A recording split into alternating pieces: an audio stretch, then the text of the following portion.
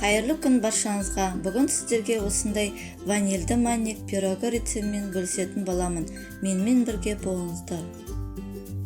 Алдымен таза ыдысқа айранымызды құямыз. Үстіне манканы салып, жақсылап араластырамыз.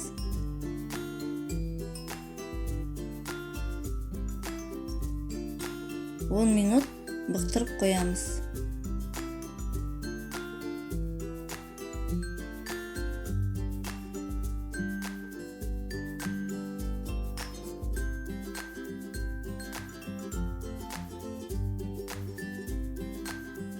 Он минут болды. Үстіне шекер, шым-шым тұз,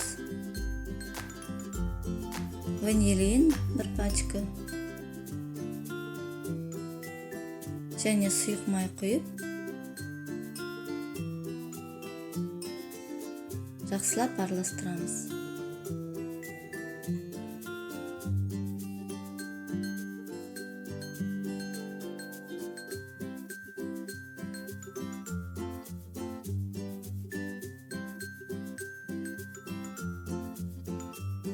Елекке астық салдым, үстіне қопсытқыш салып, електен жақсылап өткізіп аламыз.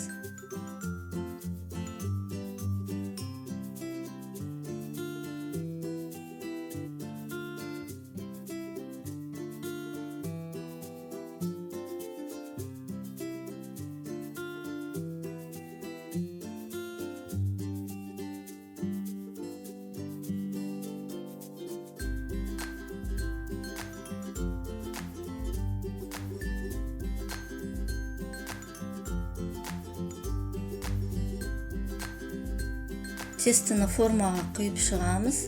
Форманы алдын ала майлап шықтым. Қызып тұрған пеште 35-45 минут пісіреміз. Пирог дайын. Сіздерге кесіп көрсетейін. Өте жұмсақ шыққан. Пирог сіздерге де ұнайды деген ойдамын. Үйден жасап көріңіздер. Назарларыңызға көп рахмет. Сау болыңыздар.